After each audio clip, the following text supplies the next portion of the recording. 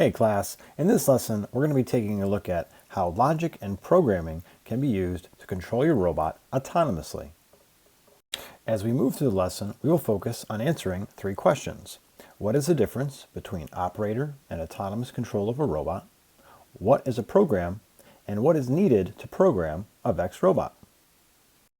Can you read the phrase on the screen? Can you think of a technology that you could use to help you read it? Well, if you're like me and you can't read Korean, you might be able to use one of the apps on your phone called Google Translate to translate the phrase on the screen so that you can read it on your phone. It's a pretty impressive app to use, and I'm sure maybe some of you have used it in your foreign language classes at the school.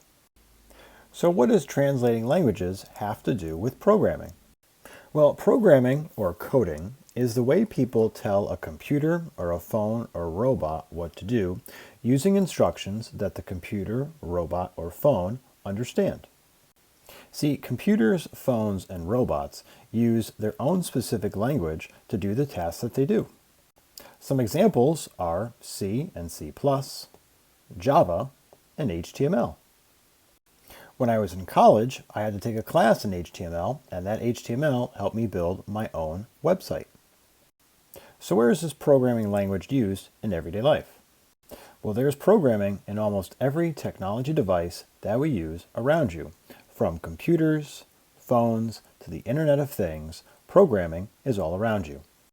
Whether it's downloading the latest update to software that you run on your laptop, whether it's downloading the latest version of an app that you use on your phone, whether it's using a Nest to control the thermostat of your house electronically, or uploading the latest app to your iWatch. Restaurants and retail use point-of-sale systems that are driven by software. Even cars use a variety of computer software to help control the vehicle. Programming and coding is all around us.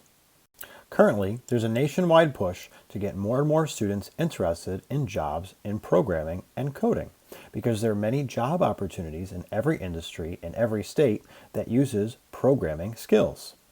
Maybe at some point in elementary school, middle school, or even high school, you've participated in the hour of code, you've done some type of coding in your classroom, or maybe at the high school you've even taken an entire class and learned about coding. These jobs require a high level of detail, and there are also many opportunities for students that are interested in creating their own apps and games using a variety of online resources. It's worthwhile to check out. As we consider our robots, there are two ways to control our robots. The first way is human or operator control, where you, as the operator, operate the robot by hand using a joystick or a controller. Essentially, our robots up to now have been remote control cars where you tell the robot what to do all the time. So our robots are not yet robots. They're under human or operator control. In order for our robot to be a robot, it needs to use autonomous control, where the robot is operated without constant human intervention. In order to do that, we need to write a program that will control the robot autonomously. As we think about adding autonomous control to our robots, when and why would we want to add some type of autonomous behavior or control to a robot? There is already a number of technological innovations that use autonomous behavior and autonomous control. Let's look at a few. You've probably used a vending machine in our school cafeteria. You swipe your card, put in $1, press some buttons, and the soda or bag of chips come out. That is done through autonomous programming and autonomous behavior. Someone had to program that vending machine to do that. This modern engine has computers that tell it how much air-fuel mixture to take into the intake chamber, which cylinder to turn on and off. It's quite impressive. This Roomba here has a variety of sensors that allow it to drive around the floor and avoid objects. This escalator moves up and down autonomously. And as we've discussed with Vex robot competitions, all the Vex robot competitions require teams to have a certain autonomous period during the competition where the robot moves autonomously by itself, and the team with the best performance in that autonomous period gets bonus points. So from these examples, you can see that autonomous control and autonomous behavior is all around us.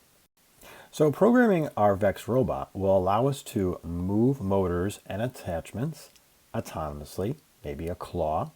It also allows us to use sensors, which we'll take a look at in our next lesson, and it'll also allow us to perform calculations. These are essential to have a robot move around the room autonomously. For autonomous control of a robot, we need to write what's called a program.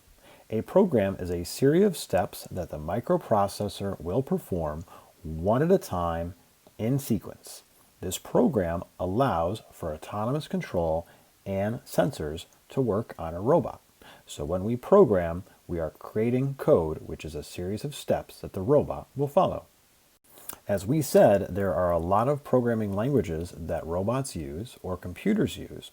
Our Vex robot uses Easyc version 4 for Cortex to do what it has to do. I'll show you in a little bit what Easyc looks like. To program your robot, you need a well-charged battery, an orange cable, your Easyc software. You're going to be plugging your orange cable into the microprocessor and into the computer. So you want to make sure you have a computer that has the software. You'll be following some online tutorials that'll show you how to use Easyc with the robot, so be sure to follow those.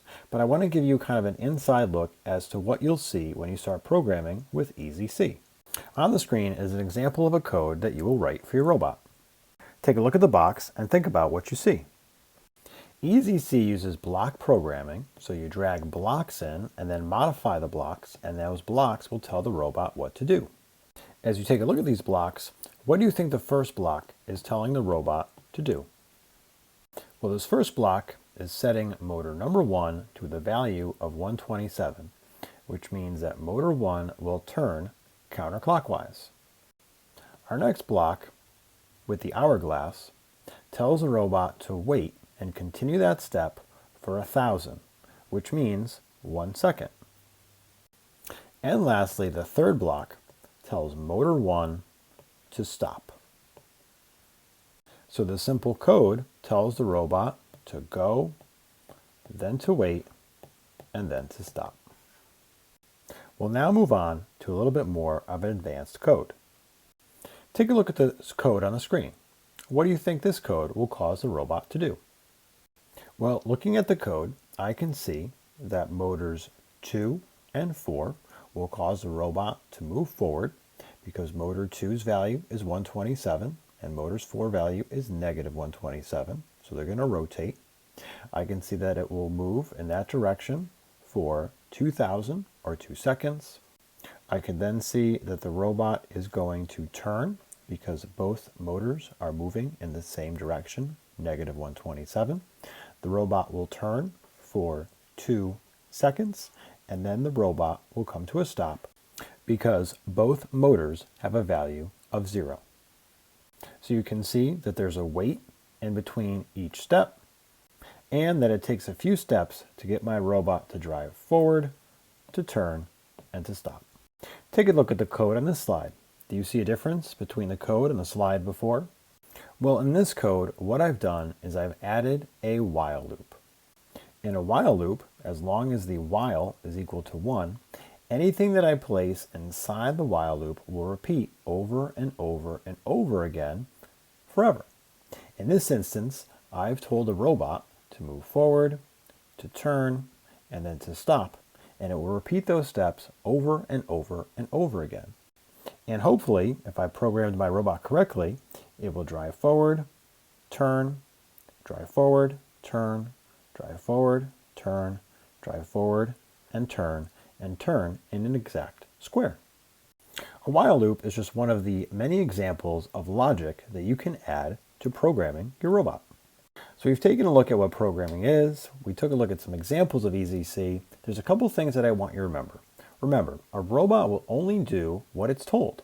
So if the robot isn't doing what it's supposed to, make sure to look at the code. That's where paying attention to detail is super important. Another thing that I would suggest is to label your motors with tape, so you know which motor is number 1 or 2 or 4. All the motors are different and between all the robots, so the tape will help make your life easier. And lastly, when you download your program to the robot, make sure the robot is on and make sure the battery is plugged into the robot. Once that program is downloaded, your robot's going to take off, so make sure you've got somebody to catch the robot so it doesn't drive off the table. That would be bad. As you think about programming, remember, programming is a series of steps. And as you think about a series of steps, think about something that has to be completed in the right order and the right steps. So I showed you in the previous slide the steps of getting the robot to go forward and turn and stop.